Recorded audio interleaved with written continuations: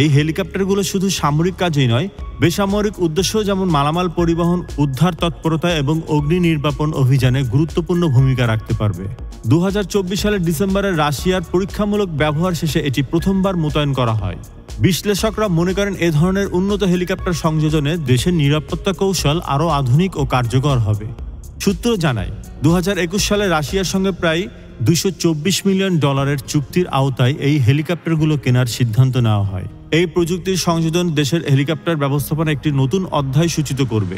পাশাপাশি বৈশ্বিক পরিস্থিতির প্রেক্ষিতে বাংলাদেশ সরকার আধুনিক প্রযুক্তি ও সমরাস্ত্র সংগ্রহে চীন, তুরস্ক এবং পাকিস্তানের সঙ্গে আলোচনা চালিয়ে যাচ্ছে। আলোচনায় বসছে S-70 ব্ল্যাক হক হেলিকপ্টার এবং J-10 সি ফাইটার জেট সংগ্রহের সম্ভাবনাও।